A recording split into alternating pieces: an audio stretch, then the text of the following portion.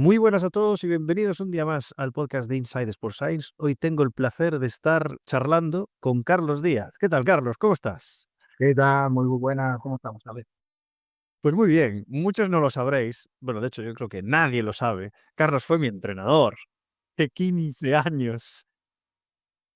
Y bueno, pues cosas del destino, aquí nos hemos encontrado digitalmente. Carlos es doctor en psicología y vamos a hablar pues de muchas cosas que nos atañen directa o indirectamente, porque hay veces, y hablaremos sobre si un preparador físico tiene que ser en ciertos momentos psicólogo o no, abriremos ciertos melones, pero antes de nada, Carlos, explícanos actualmente pues a qué te dedicas a grosso modo para que la gente te contextualice y a partir de ahí empezamos a construir. Nada, perfecto. Bueno, pues yo actualmente, pues como bien has comentado, soy doctor en psicología, especialidad psicología deportiva, y actualmente estoy en la Universidad de Oviedo dando clases en el nuevo grado de Ciencia de la Actividad Física y el Deporte que tenemos aquí y dando psicología y tradicionalmente durante estos últimos años pues he estado dando clases dentro de mismo grado en diferentes universidades y a la misma vez compaginando pues situaciones prácticas de trabajar como psicólogo deportivo, ya que como en ese caminar de más de 20 años que he sido entrenador de básquet, pues nos hemos encontrado pues, ahí esa bonita tierra gallega como es perro.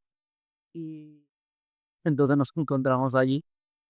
Y bueno, pues ese expertise, ¿no? De que he sido entrenador y he compaginado siempre esa inquietud de ser psicólogo y entrenador, porque cuando me he formado como psicólogo ha sido de siempre con la inquietud de que yo he sido entrenador, que fue en la época en la que tú y yo coincidimos, Sí. porque claro, yo decía, a ver, yo soy entrenador, necesito darle respuesta a los jugadores sobre cosas que están pasando y la psicología me puede ayudar a dar respuestas a cosas que están pasando. Entonces yo siempre he estado en inquietud de saber cómo la psicología me puede ayudar. Entonces, claro, ahora me convierto en ser doctor en psicología, pero el orden ha sido, he sido exjugador, después pasé a ser entrenador para darle respuesta a las cosas que están pasando, no solamente es táctica, tengo que aprender a cómo le voy a dar respuesta a esto y ahora pues me encuentro en esta versión donde tengo que ayudar a los jugadores y a los entrenadores a cómo dar herramientas para optimizar ese talento que tienen y cómo conectar entre ellos, porque una de mis inquietudes es que, vamos a ver, tenemos que conseguir que muchas veces esa conexión entre cuerpo técnico y jugadores funcione para que haya química, para que ese potencial se fluya, funcione, eh, y muchas veces son los pequeños detalles que dan el salto de calidad y ahí no tenemos que encontrar. Entonces, pues en este proceso, en estos últimos años, es la línea en la que he ido investigando, poniendo en práctica y ayudando a la gente en el mundo de la actividad física y del deporte. Carlos, tengo escritas 4 preguntas ya. Pues, así.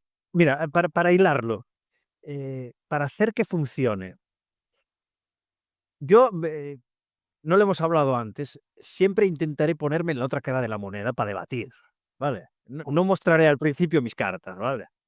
Pero sí que es verdad, o sea, primero, vamos a definir, ¿qué significa que funcione? O sea, que funcione es que tengas al equipo en la mano, que confíen en ti, que haya resultados, que consigas victorias. O sea, ¿qué significa hacer que funcione?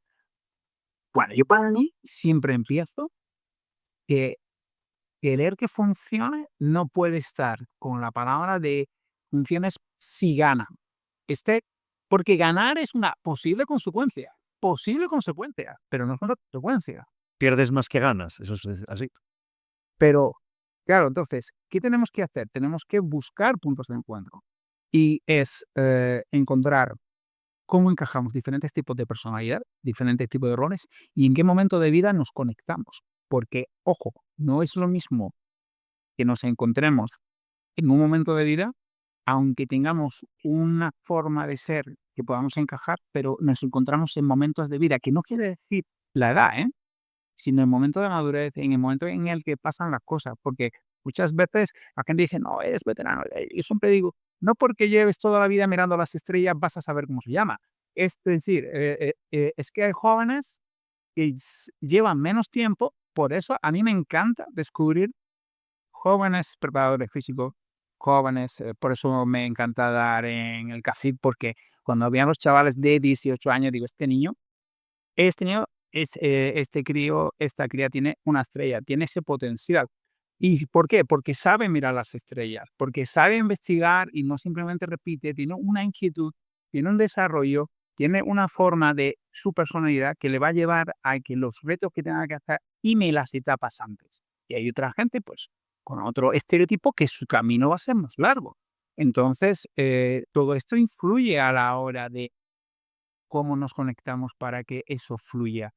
Y hay veces que hay personas que le tenemos que ayudar a que en ese momento puedan encajar con el momento de vida, con las personas que están alrededor, para que eso fluya. Primero cuando ya está conectado el grupo porque existe, y si no existe, ¿cómo podemos buscar personas que en ese momento de vida se puedan conectar con mayor facilidad para que cuando se conecte la suma de un valor exponencial y decir, wow, es que no es uno más uno, ¿sabes? Y bueno, es que hay equipos que lo conforman grandes individualidades, pero luego hay equipos que de verdad son un grupo unificado que la suma de sus partes, pues es lo que dices, ¿no? Potencian la individualidad. Hay muchos casos de esto. Por ejemplo, en los Juegos Olímpicos de hace nada, que la selección estadounidense siendo superior nombre por nombre, pues hay equipos que se lo ponen difícil, pero miras el papel y evidentemente pues sabes quién va a ganar. Las apuestas es muy fácil, ¿no? Sí, Pero comentaste también el tema de la personalidad. Cuéntanos un poco cómo parece ser que los rasgos de una persona determinan un poco, bueno, determinan, es salvaje, pero que sí que configuran un poco la toma de decisiones de una persona. condiciona, condiciona, condiciona y predispone, Alex, porque es que eso es muy importante.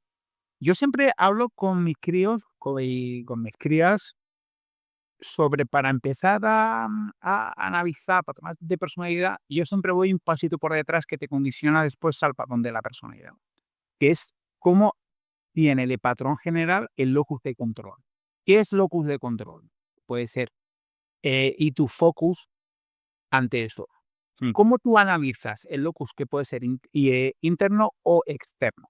Y dependiendo de la persona, pues puede ser más interno o puede ser más externo. Y por eso se puede cambiar. ¿Qué es externo? Pues para empezar, la persona que dice, claro, es que si esto no está bien, por ejemplo, esto me ha pasado mucho cuando yo soy psicólogo con el tenis, ¿no? Que estuve ahí un tiempo y me encantó. Y me encanta trabajar con esos deportes individuales. No, es que si la pista, que si esto, todo condicionantes externo para que si no está eso yo no puedo ganar. Y el locus de control interno es yo, mi trabajo, mi consistencia, el cómo yo gestiono la parte que yo puedo controlar, es la que me va a derivar que realmente pueda conseguir mis objetivos. Cuando tú partes, primero tenemos que analizar qué pensamiento tiene nuestro deportista como patrón. No quiere que sean patrones dicotómicos, quiere decir que no es todo blanco o negro, no es externo, interno. Pero, ¿cuál es la tendencia? Esto es el primer patrón que la gente que no soy psicólogo, porque esto sí, yo siempre enseño a mis estudiantes que ellos tienen que usar la psicología, porque una cosa es ser psicólogo del deporte, que soy yo, que ayudo a aspectos psicológicos, y otra cosa es la psicología deportiva que se aplica en el día a día, que estáis todos vosotros. El fisio, el entrenador, el adaptador, todo este tipo de cosas, usáis la psicología deportiva, que son dos cosas diferentes. Entonces, en vosotros tenéis que detectar en qué tendencia está vuestro deportista. Deportista y compañeros, ¿eh? Ya. Porque aquí muchas veces miramos a ser los deportistas, pero tenemos que saber nosotros como cuerpo técnico cuál es nuestra predisposición, ¿sabes? Somos victimistas y tal, y todo esto de fuera, tendríamos un locus externo como cuerpo técnico, como preparadores, entrenadores, etcétera. Es decir, también nosotros lo tenemos que mirar, no solamente la percepción. Y después a partir de ahí nos vamos a diferentes extractos de la personalidad, ¿vale? pero el primer paso es ese. Y después a partir de ahí digo, vale, muy bien, ya tenemos claro esto. Y dependiendo de cómo es el deportista o el deporte, hay estudios que hay una predisposición para que consiga. Por ejemplo, en mi tesis doctoral analicé, por ejemplo, que en el baloncesto eh, nosotros siempre vemos en el deporte, ¿cuántas veces se nos ha pasado, Alex, que tenemos niños con un déficit de atención, que todo el mundo, el típico TDAH, que a mí me da muchísimo coraje la gente que etiqueta tan rápido a un niño, no, no, es un niño quieto, ¿sabes? Porque esto también la gente, no, es niña. Man, yo me acuerdo que cuando estábamos allí en Ferrol, aparte de estar con el primer equipo, llevaba un equipo alevín y este crío tenía un TDAH diagnosticado, leve y tal, pero y el niño simplemente era muy inquieto para ciertas cosas y con un poquito de paciencia y de saber gestionar eso, el niño consiguió readaptarse porque tú readaptas y hace que el grupo también crezca, no sea un impedimento. Estas son estrategias que tú te tienes que poner como profesional. No, es que, y tenemos que enseñar a los padres, a los tutores, a que eso es una oportunidad de crecimiento en el desarrollo de la personalidad de los otros críos, ¿vale? Y ese crío yo, pues conseguí que evolucionara y que los niños lo afectaran como parte del proceso de crecimiento de la personalidad. Si tenemos eso, pero claro, Alex, después tenemos, y entonces en el estudio mío de la tesis detectamos que la inteligencia general puede ser importante. Por ejemplo, nosotros en el básquet, en el fútbol pasa 3/4 lo mismo. Eh, Tú que has sido un jugador, que has sido un tirador, un shooter, tú has tenido que saber del el tema de los sistemas. Entonces, hay estudios que avalan que el CI, el coeficiente intelectual, no sirve para nada a la aplicación para poder hacer deporte, pero sí la inteligencia general. El concepto de tu capacidad visoespacial, tu capacidad para extraer una información, y eso ayuda a tu capacidad creativa, que en definitiva siempre fomentamos en el deportista esa capacidad creativa. Entonces tú llegas y dices, vale, inteligencia general alta. Esto me ayuda si solamente tengo una inteligencia general, sabes en qué os suele ayudar en saberte muy bien los sistemas, ¿vale? Te sabes los sistemas, en clásico vamos a estudiar los sistemas, esto aquí, allá, acá, no sé qué, no sé cuánto. Tienes mayor facilidad para saberte los sistemas. Ahora, si solamente tienes una alta inteligencia, pero emocionalmente no eres, por ejemplo, no eres muy extrovertido, el aprendizaje para la toma de las decisiones creativas te afecta. Es decir, vas a saberte más rápido los sistemas, pero a la hora en que tengas que tomar decisiones creativas, vas a tardar más y vas a tomar decisiones menos creativas. Que lo decir, cuando la pelota calienta, esta persona que se ha sabido los sistemas, ¿qué es lo que te suele pasar? Que tú has visto muchísimas veces. Y dices, bueno, es que este entrenando está fantástico y llega el partido y no sé qué pasa. No se mueve en el caos. No se sabe mover al caos. Es más, analizamos en mi estudio que los deportistas con alto psicoticismo, ¿Cómo, perdona? psicoticismo, No sé lo que es esto. psicoticismo es, es una metodología de un autor que se llama Eisen, que analiza y se extrapola en el contexto deportivo sobre una alta extroversión, una persona que estaría más tendiente de una persona poco más hiperactiva de lo normal, con un carácter donde en el día a día es más difícil de llevar en ciertos momentos, ¿vale? Porque tiene, eh, diríamos, una baja amabilidad, entendiendo concepto de baja amabilidad sobre un carácter más difícil de llevar en ciertos momentos cuando se calienta y hay que gestionarlos.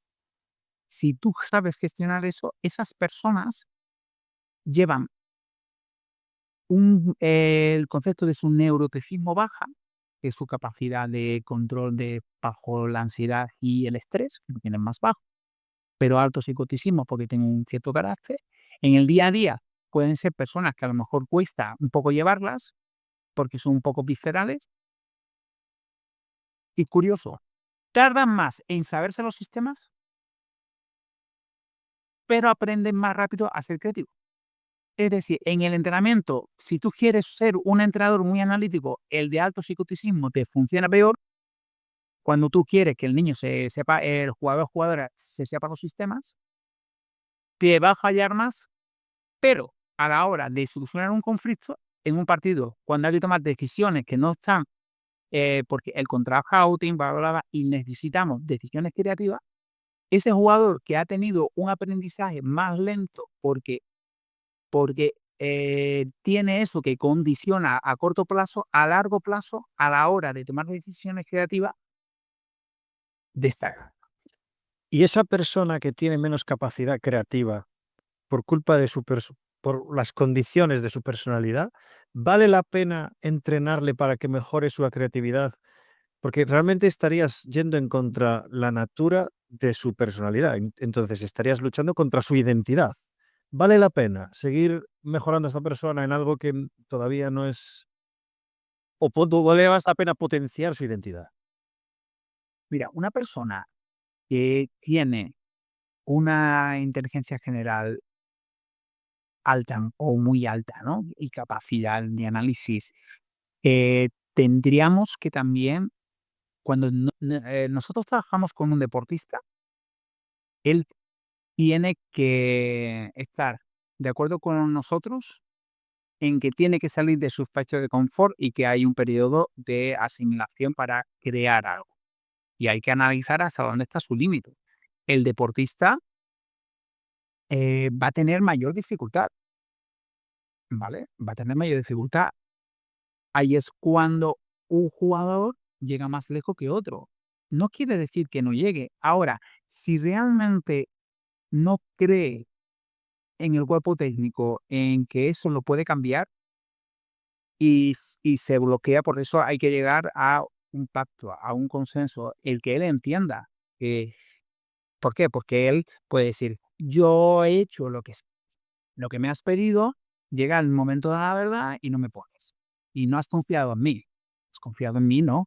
Es que aquí hay una característica que tú estás queriendo no salir de tu espacio de confort emocional, como tú bien has dicho, porque ahí me siento en un espacio de control. Pero esta Problema es, aquí el problema es, llego al partido y no me pones. Claro, debería haber hablado con esa persona antes para que supiese que esto no es una consecuencia, sino que es un plan, un sistema a largo plazo, ¿no? exacto, porque ese control, porque él es muy analítico. Entonces, claro, analiza uno más uno. Yo lo he hecho, ¿qué me has pedido? Ir para allá, para allá y he ido lo más rápido posible. Como ya lo he conseguido, yo tengo que tener una recompensa. No, eso es una falsa percepción de control. Es una falsa percepción de control. Porque hay otras características que está la parte creativa que tenemos que estar dentro de ese proceso. Y de ahí, yo siempre trabajo y dice, no es que no sepas hacerlo. Hay una socióloga que yo adoro que se llama Carol Dweck, que habla de la teoría del jet, de el todavía. Y esta señora, ella es una señora ya mayor, que lo extrapoló también a contextos deportivos sobre que tú no es que no sepas algo, tú estás en el proceso, en el todavía. Estas personas que son muy analíticas eh, no son conscientes que hay que disfrutar del camino. Tú no es que no salgas, estás todavía en ese proceso. Si tú cuando no estás tomando buenas decisiones, tú lo ves que es una oportunidad para una reflexión de el error me ha llevado a una oportunidad para descubrir dónde estoy e intentar seguir probando cosas y no tengo miedo a ese error, llegará un momento en que el camino, y ahí nos ayudará a que no pase lo que nos está pasando tanto con nuestros deportistas y sobre todo con los deportes individuales, que me da muchísima pena, que es el burnout y el dropout, que cada vez se está viendo más. Porque el burnout es el quemado clásico, pero es que el concepto dropout es más preocupante, que es cuando estás tan quemado que dejas de hacer deporte. Sí. Y da muchísima pena encontrarte con gente que lo ha dado todo y que realmente no puede ver su deporte. Porque y creo que ahí hay un fallo metodológico y de estructura de entrenamiento, de mecanizar demasiadas las cosas y no tener en cuenta percepciones psicológicas y de la estructura de la personalidad, porque hay que meter una carga, hay que meter otra carga, porque en los preparadores físicos, cuando metéis vuestros ciclos, la variable mental se os olvida algunas veces y empezáis, no, esta carga, esta carga, esta carga, y él dirige, ¿dónde está lo psicológico? ¿Dónde está la cabeza? Que simplemente es que es un ser humano. Ese concepto de más es mejor, ¿sabes? Y también está muy comprobado el tema de la especialización temprana con el dropout y el burnout. Pero yo creo que es un poco como en cualquier profesión, ¿no? Tú sales de la facultad, me pasó a mí. Tú sales de la facultad, y mira que tuve mucha suerte con Lino, ¿eh? Porque me dejaba hacer lo que me salía del culo. Pero, pero sí que es verdad que tú sales de la facultad y no estás preparado para llevar un equipo. Y necesitas mucho tiempo y muchos errores para darte cuenta, primero, de todo lo que te falta por saber. Y claro, sales de la facultad muy seguro y convencido de lo que dice el libro es lo que hay que hacer, y es mentira. Y luego, pues vas apareciendo, o sea, te van apareciendo compañeros nuevos, gente con más experiencia que te va diciendo, mira, a mí así me fue bien, y ves otra forma de trabajar y efectivamente, de hecho es que tengo tantas preguntas para hacerte de lo que has hablado que yo no sé por dónde tirar, porque si no, pues, Porque queda por horas, ¿eh? porque eres consciente de que estos detalles son los que dan el salto de calidad. Porque porque mira, esta semana estuve con una alumna que es deportista de alto rendimiento y estoy preocupado por ella porque me ha llegado que está pensando en dejar y es jugadora de la selección española en su modalidad deportiva Mm. y no se ha tenido en cuenta todo esto y ahora mismo está en un momento donde, mira, en este caso, esta cría, eh, gracias, por ejemplo, a que su padre es entrenador de esa modalidad deportiva, la cría ha conseguido llegar a la selección española, están en centros de alto rendimiento, etcétera, etcétera. Pero bueno, por sus propios méritos, ¿no? Y pues te voy a decir, se ha generado un contexto, Ah, vale, se ha generado un contexto donde una obligación, ¿no? De tengo que estar ahí. aquí ahí estaríamos analizando que claro, el hay una motivación, en este caso, antes era intrínseca, me gusta, disfruto, y ahora hay una motivación extrínseca. Quiero quedar bien con la gente que me han apoyado, que se han sacrificado para yo llegar donde estoy, pero es que ahora mismo esta gestión de una sesión, otra sesión como vosotros hacéis, ahora mismo ella está quemada, porque no se le ha buscado un momentos de cómo trabajo las cargas, porque la parte simplemente la hemos analizado de hay un campeonato, pa, pa, pa, pa, pa, pa, pa, pa, pa, ¿cómo está la cría mentalmente para tolerar esas cargas que vosotros hacéis como preparadores físicos y como entrenadores? Hay que modificarla porque hay un aspecto, ¿sabes? Entonces, hemos llegado y ahora quiero trabajar con ella para ver qué se puede hacer para que ella vuelva a tener esa ilusión y que no se nos pierda. Eh, claro, y es una niña muy emocionada y eso le ayuda para pelear por ciertas cosas, pero también hay que gestionar de que esa emotividad hay que gestionarla y entonces Esto me encanta, esto me encanta. Eh, el actual entrenador de Los Ángeles Lakers, JJ Redick, cuando se retiró, lo dijo en su podcast, dijo: "Yo cuando me retiré no sabía qué hacer con mi vida". Y ¿pero por qué? No, yo sabía que me iba a dedicar al baloncesto, pero es que estoy acostumbrado a estar 15 años, me despierto a las 8, Bueno, seguro que a las 6. Me despierto a las 6. A las 7 tengo desayuno. Luego tengo el shoot around. Después tengo la prensa. Después tengo que volver a hacer mi sesión de entrenamiento. Luego tengo el fisio. Y tiene todo planificado en el schedule, que cuando dejas de tener eso no sabes dónde está mi estructura, ¿no? Entonces, estamos como amueblando a la gente y deberíamos ser un poco más flexibles para que tomen sus propias decisiones. Ya, pero es que si la ciencia nos está diciendo que la mejor forma de programar es esta, entonces estaríamos tirando piedras contra nuestro tejado. No pretendo abrir esta puerta, porque me interesa más la otra, porque además tengo un caso real ahora. Dijiste, disfrutar con el deporte. Eh, Tengo a un chaval, bueno, no daré características, aunque da igual, pero bueno, tengo un chaval ahora que se está planteando dejar el básquet, pero ya también porque está en un equipo que es amateur, que su objetivo es pasarlo bien, que ahora está trabajando, entonces se le está haciendo bola, entrenamos muy tarde, no concilia el sueño, entonces puedo entender que lo deje. Pero no es lo mismo dejarlo porque vas a full que dejarlo porque no disfrutas. Entonces, ¿qué es lo que ha cambiado? Porque el básquet sigue siendo 2 canastas, un balón y 5 contra 5. Entonces, ¿cómo consigo qué herramientas me puedes dar para poder hablar con esta persona y hacerle ver que su deporte, su pasión no ha cambiado, sigue siendo lo mismo? Quizás ha cambiado su contexto y su energía predispuesta para poder hacer ese disfrute deportivo. ¿Cómo crees que debería atacar este problema? Bueno, yo cuando pasa eso, eh, parto de una situación.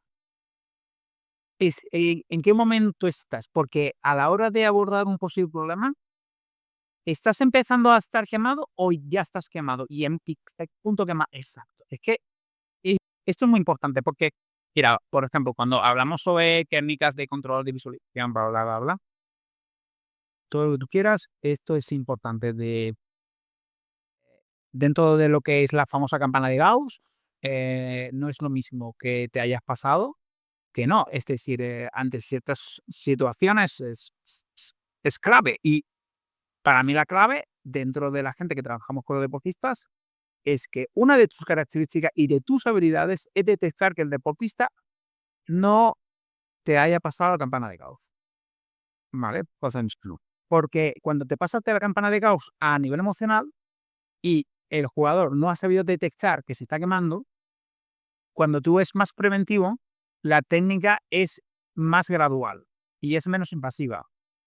Y si le tienes que tomar, ¿por qué? Porque cuando ya te pasas y ya el deportista, eso es cuando el clásico que me dicen los entrenadores jóvenes, dice que claro, lo he tenido que echar del vestuario al vestuario porque me ha gritado y se ha mentado mi madre y claro, ante eso, pues lo voy a tener que echar y a ti, pues no te ha gritado nunca y entonces, claro, a ti porque te respeta, porque ya eres un viejo cascarrabia.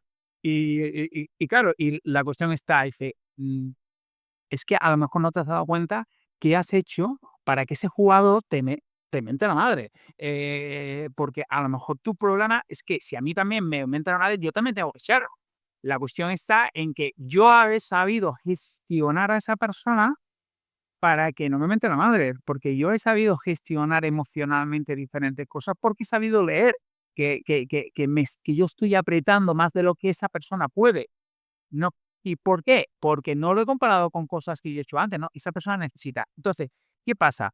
Cuando tú no te has dado cuenta y esta persona ya ha llegado a ese momento que ya se te ha pasado de rosca y ya se nos ha ido, porque hay veces que es que a lo mejor tú no has tenido lectura o hay veces que es que la vida tú no tienes información, sobre todo cuando es más amateur, que lo tratas menos tiempo. A nivel profesional es más fácil detectarlo porque tienes más tiempo con ellos.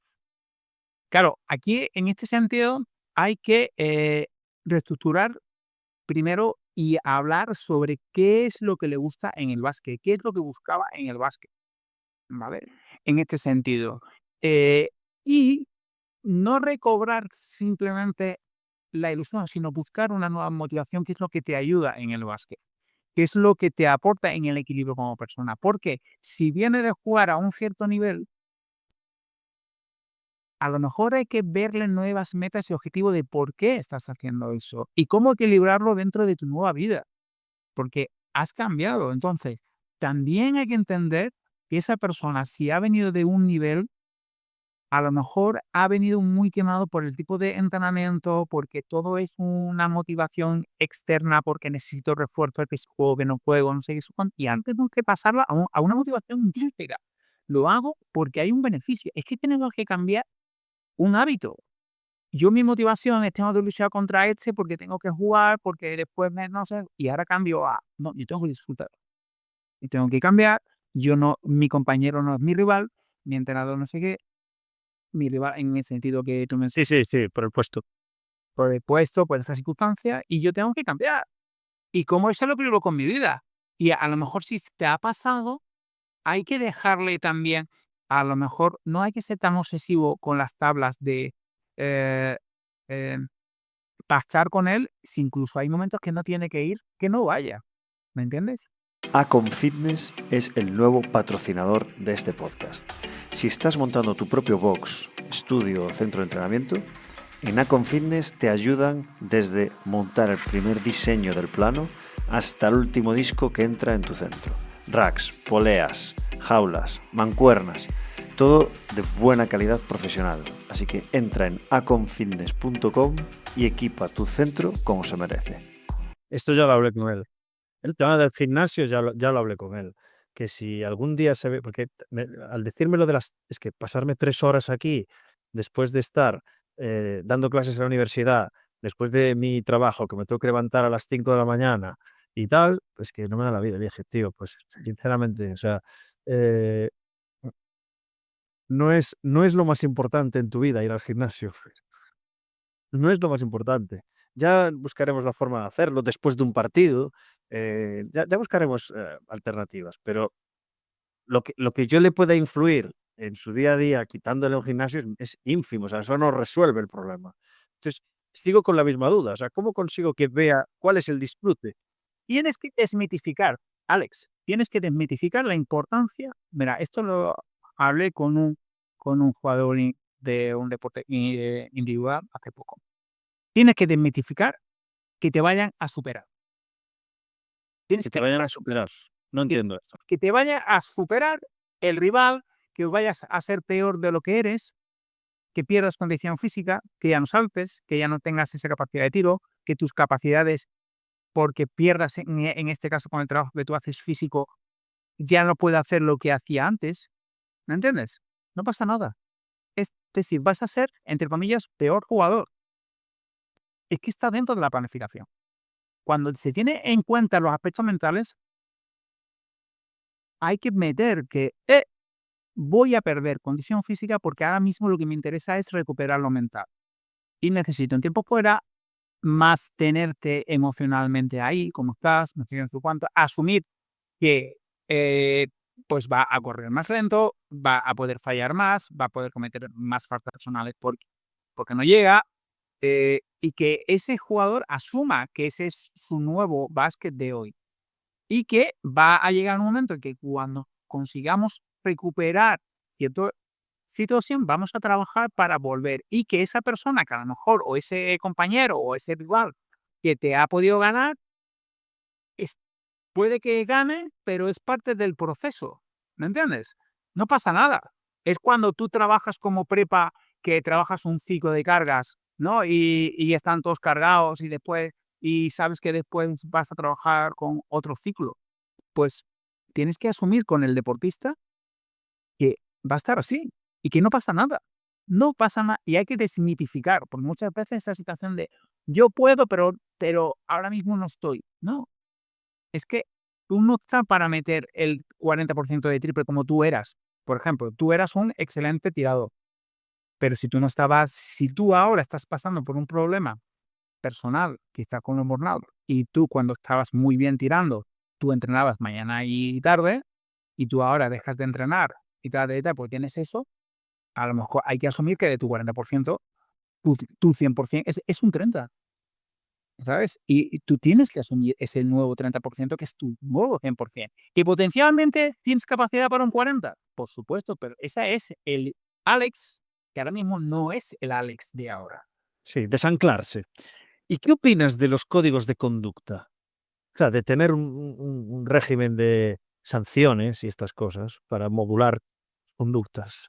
Mira, yo cuento una anécdota que viví con nuestro compañero Pablo Lasso, ¿no? Cuando él entrenaba en el Cantares Lobo, yo entrenaba en México y él y yo hicimos el curso en el 2003 y me encantó ese detalle. Estábamos tomando un café antes de entrar en el entrenamiento que tenía por la mañana y yo lo estaba mirando y le digo, Pablo, ya te toca entrenar. Y dice, no, espera, espera, ¿no? Y Galilea, el último, pasó Galilea el último y se hizo el longi y ahí tal, no sé qué. Y llegó tarde, entonces, digo, claro, según la regla, la normativa interna, pues Galilea tiene que caer la multa, pero por aquí entonces Galilea, este base, pues era un base ya veterano y ayudaba a ese equilibrio en el club y decía, es que y ahí se vio que Pablo iba a ser un excelente entrenador, como lo ha demostrado, ¿no? En todo lo que está haciendo, ¿no? Y él dice, no, es que después él se queda el tiempo que haga falta, ayuda a todos los compañeros, y yo no le voy a poner la multa porque ya 5 minutos tarde, cuando él después lo compensa con otro lado. Es decir, las reglas hay que saberlas gestionar en ese sentido. Entonces él se hace el long y cuando ya se ve que ya estaban todos, pues ya entraba en la pista. Entonces ya Galilea ya no tenía multa, pero después era de los últimos que se iba a arreglar. Yo personalmente, eh, la autogestión de ese tipo de cosas me parece súper importante. Y, por ejemplo, Pablo siempre ha sido un entrenador que siempre ha tenido inquietud en incorporar la psicología en este sentido. Y creo que es un poco el perfil de tipo de entrenador que sabe mucho de táctica, pero gestiona y le da importancia a los conceptos psicológicos. La temporada pasada los dos coincidimos en Vitoria y, y sigue teniendo esa paciencia, esa mano izquierda. Él venía de entrenar a unos jugadores que entendían el juego y él sabía que tenía que reforzar cosas que decía, yo te he visto entrenar a otro nivel y no, y te estás adaptando. Esa adaptación, y esas reglas me parece que son muy cambiantes. Yo no soy partidario porque yo creo que eso es una oportunidad para que generar un contrato emocional con tus deportistas. En ese sentido, las reglas tienen que estar ahí como muy genéricas, pero tú no te puedes basar en ellas para que la gente funcione. Y no lo veo porque en el deporte nos basamos en las emociones y en el compromiso emocional. Si tú vas a un contrato, ¿por qué las empresas no son conscientes de que, oh, me gusta el compromiso de los deportistas, pero después derechos y las obligaciones, ¿no? Y hay empresas que no son conscientes que hay que saber ceder. Y ese saber ceder en las reglas hay que tenerlas escritas de tal manera que haya un control, pero tú no te puedes basar en ellas como, ¿sabes? Como si fuese la Biblia o tal. Considero que hay que saber gestionarlas y generar compromisos, ¿no? Yo recuerdo que eh, cuando yo entrenaba en México tenía un jugador americano que venía de el Bronx y no sé cuánto, y entonces él había tenido una infancia muy complicada y había sido cuidado por su abuela, ¿no? Ni conoció al padre, era muy joven, etcétera, etcétera, y falleció su abuela, ¿no? Entonces él y quería irse y se iba a ir sí o sí al funeral de su abuela a Nueva York y pásase lo que pasase, y dice: "Y si me queréis echar, me echáis". El club no quería, son las reglas. El el contrato dice ese, y yo dije: "No, no, que se vaya, ¿no? Tenemos partidos muy importantes, no sé qué, no sé cuándo". Pues en la Liga Mexicana, en la Primera División de México, son 2 partidos a la semana y se perdía 2 partidos clave. No, pues ya está, que se vaya este jugador, se fue, creo que perdimos. Mira, y no le puse ni una multa, no le puse ninguna multa. Vete, el club quería y no, no hay ninguna multa. Hablé con el capitán, tenemos que apoyarle, tal, y llegó, vio que no había una multa, le hablamos, un abrazo, lo siento mucho, ¿cómo estás? Conseguimos, bueno, estuvo súper bien desde ese momento y rompimos el contrato que era en esas circunstancias y pues súper importante este jugador para que jugásemos playoffs, que éramos un equipo de tabla baja y entramos en los playoffs y fue clave. Y para mí ese tramo nos ayudó para crecer. Ujú. ¿Cómo le dices capitán, Carlos? Pues mira, con el capitán, si te soy sincero, eh, de cuando entrenamos a lo que pienso ahora, he cambiado bastante.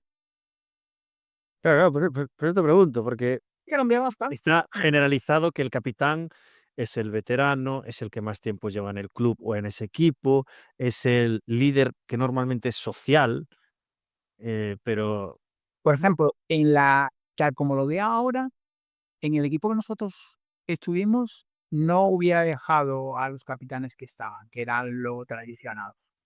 supongo que estaría Armenio, que era el más mayor, y ¿quién viste? Estaría Jica también, ¿no? Y estaba Juanma Moreno, que entró a mitad de temporada.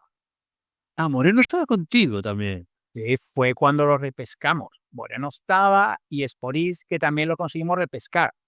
Entonces, ¿Verdad? para mí, a día de hoy, tengo ese equipo y hubiese luchado. Hostia, qué interesante. ¿A quién hubieses elegido de capitán? Pues te lo voy a decir, tenía claro quién era el primero y el segundo a día de hoy, con mi Sí, sí, sí, claro, claro.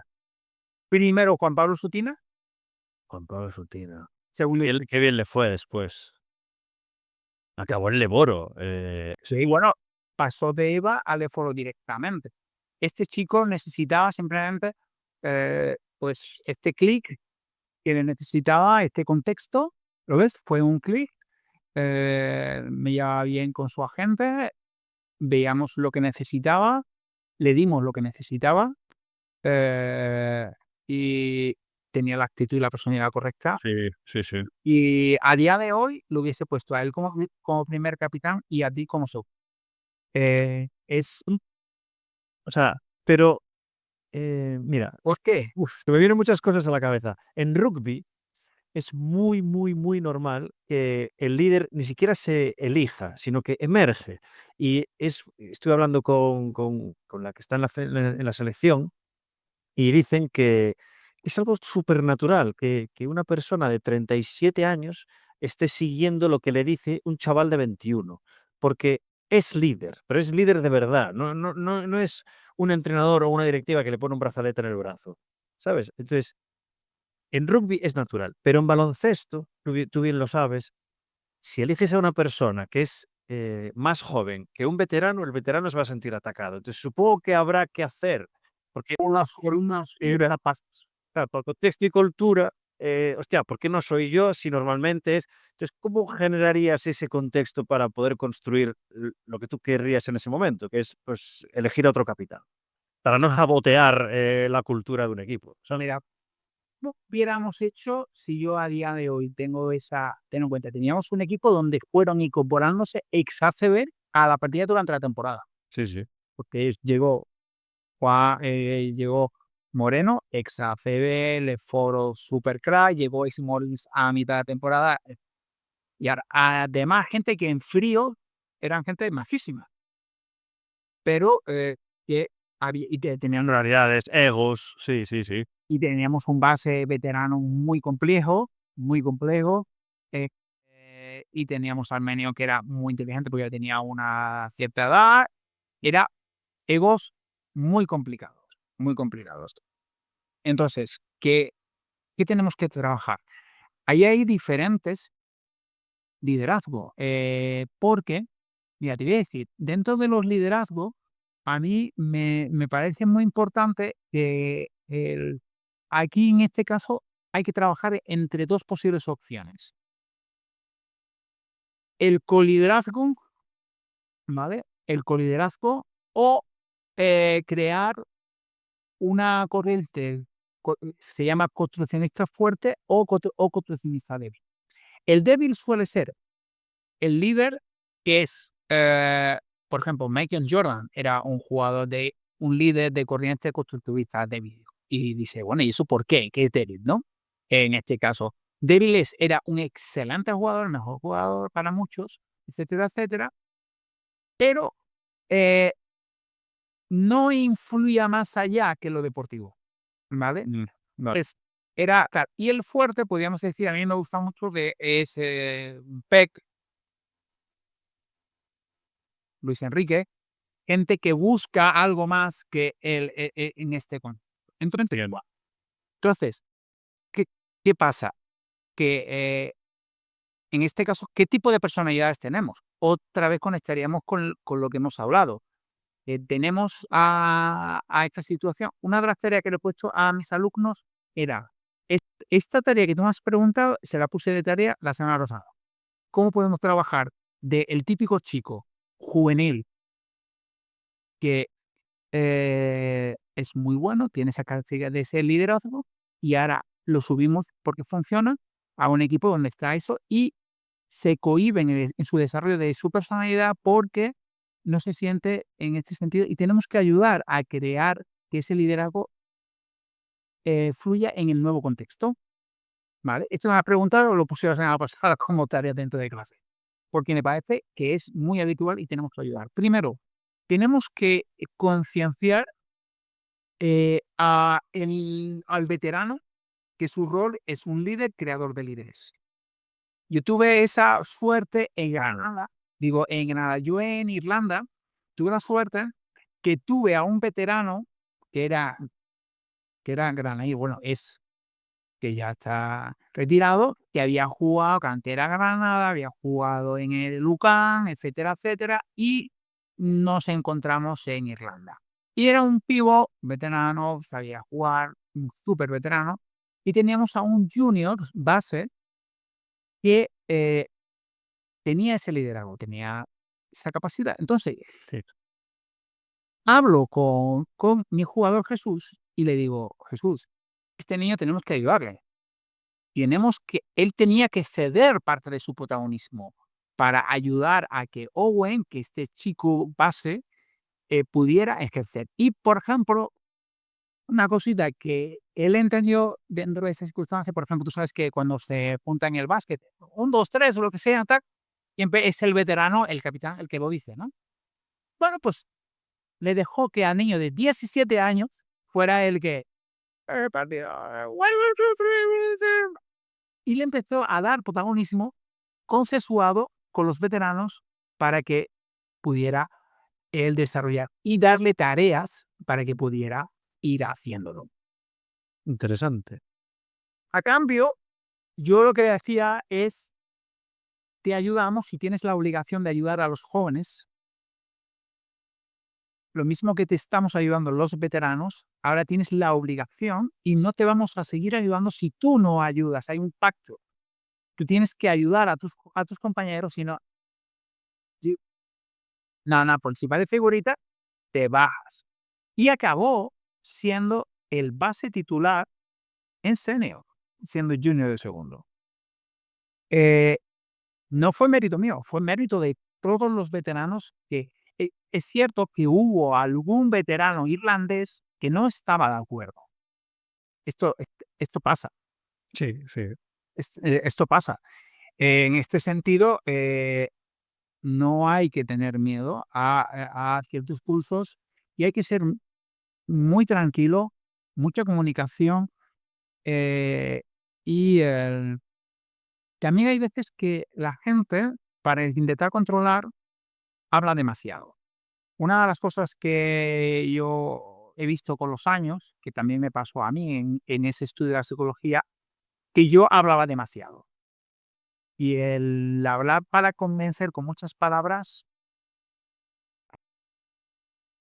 a veces no hay que hablar tanto, ¿sabes? Hay que, hay que, sobre todo, generar estados de ánimos, comunicación, porque muchas veces querer hablar es saber condensar lo que quieres decir en menos tiempo.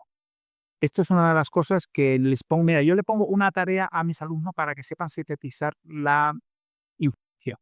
Y les digo a mis alumnos que cuando exponen en clase, cada diapositiva solamente tienen 20 segundos para poder hablar y pasa automáticamente hacia otra diapositiva. Y siempre tienen que esquematizar la información y hay un documento donde está toda la información. Y después tú tienes diapositivas de 20 segundos donde van cambiando. Y tú tienes que saber decir lo que quieras decir en 20 segundos. Y la exposición en total no pasa de los 2 minutos y medio.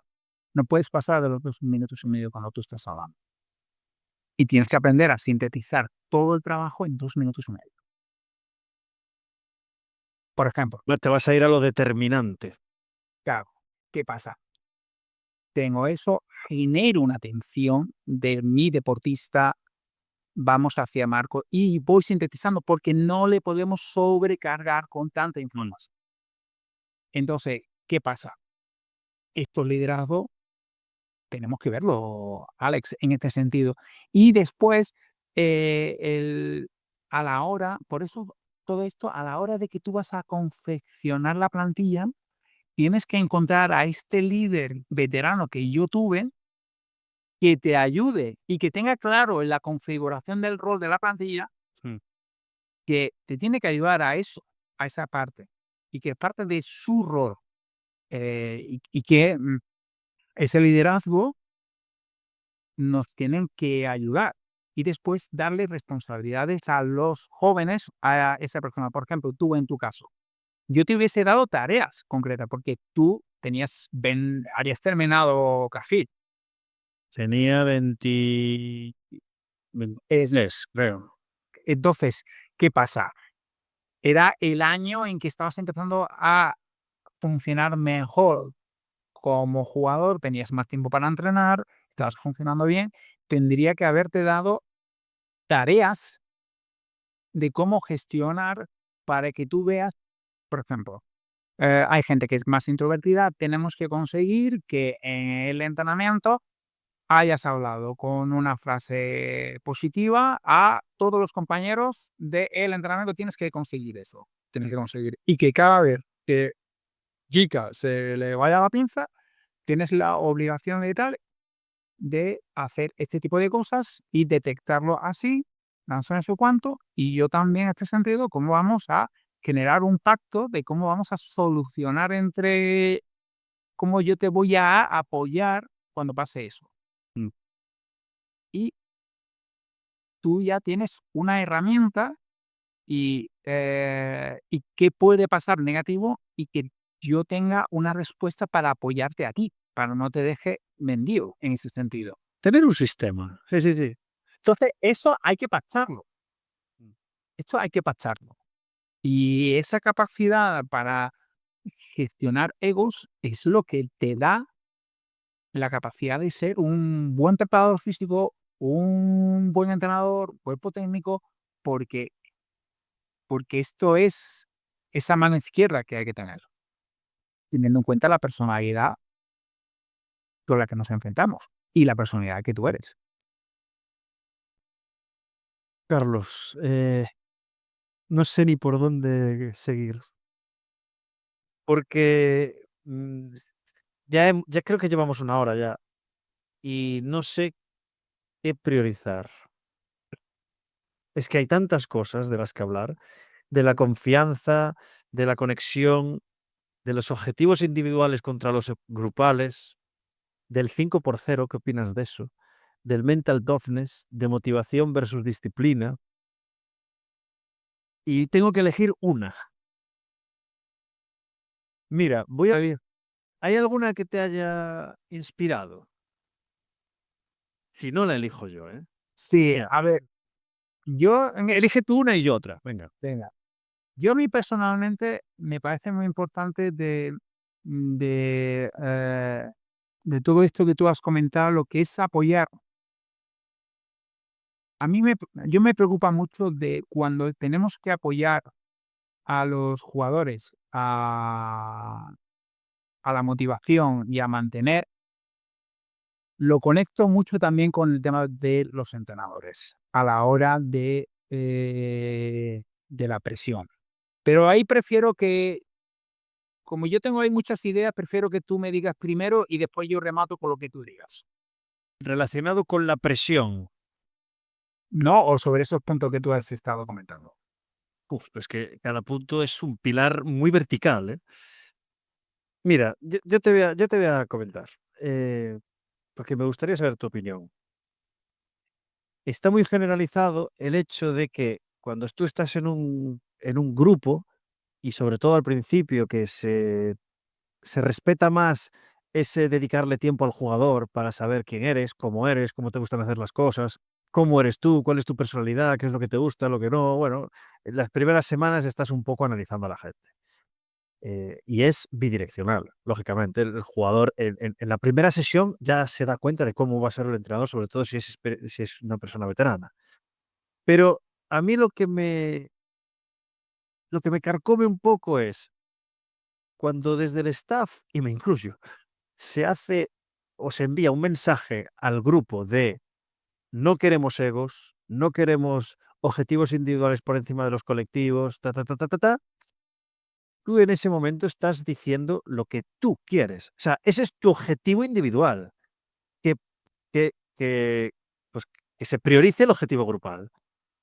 Ya, pero es que si no tienes en cuenta los objetivos individuales, no estás exprimiendo al jugador. Entonces, la pregunta es muy larga, entonces la voy a cortar. ¿Debemos tener en cuenta los objetivos individuales por encima del grupal inicialmente para después reconducirle a que esto tenga una utilidad grupal? Para el objetivo que es ganar. Normalmente es ganar. Si nos vamos de formación, o sea, estamos hablando de senior, ¿eh? Mira, esto me gusta mucho porque yo también con mis estudiantes lo analizo, ¿no? Es decir, siempre se habla sobre que lo ideal para un deportista es la motivación intrínseca. Sí, porque tú consigues tal. Y yo no estoy de acuerdo con esa teoría. Sí y no. ¿En qué sentido? La motivación extrínseca es importante. ¿Por qué? Porque tú puedes empezar algo con una motivación intrínseca que te lleva a una estabilidad, pero el refuerzo externo, bien llevado, una motivación extrínseca, te va a hacer que tengas una, eh, una mayor productividad de dopamina que te ayuda a la consistencia de conseguir luchar por un objetivo y lo mantengas en el tiempo. Por tanto, ese neurotransmisor que es la dopamina se refuerza con también motivación extrínseca. Entonces, si hablamos de la dopamina que nos lleva al sistema mesolímbico para poder trabajar y conseguir esas cosas, esa es la base con la que nosotros después conectamos con la parcela que tú has estado comentando. Que claro, no quedamos y decir, sea, es que es lo mismo que la motivación extrínseca y la intrínseca. No, es que el jugador tiene que tener todo interior. Pues esto es lo mismo que la misma consecuencia de los objetivos individuales y los objetivos colectivos. Yo creo que los entrenadores y el cuerpo técnico nos mentimos cuando decimos que solamente tenemos objetivos colectivos y no individuales. Creo que mentimos. Creo que nos estamos engañando. Eso de es que el jugador tiene que convivir entre el individual y el colectivo y el entrenador lo tiene más claro. Creo que nos estamos mintiendo. Es que creo que hay una falsa percepción de control. Tú consideras que este deportista, que esto muchas veces yo considero que hay que ayudar a el cuerpo técnico a que sepa que está tomando decisiones puramente emocionales del yo individual de este jugador eh, está fallando y está fuera y este está acertando, sí y no, porque a lo mejor tu yo individual está castigándote en tu visión real. Y esto implica que el orden de la motivación extrínseca y la motivación intrínseca para que ese deportista pueda seguir funcionando puede ser oscilante, mantener, que no siempre la motivación intrínseca es la mejor, sino que la extrínseca puede ser buena para que tú mantengas. En el mismo orden es el yo individual que esté por encima del yo colectivo, porque el yo individual te puede dar a que tengas una mayor capacidad de esfuerzo, de sufrimiento, y después, cuando tú ya lo tengas, y ya tengas ese nivel, ahora yo te voy a gestionar para que tenga beneficio colectivo. Mm, claro. O sea, que estamos de acuerdo.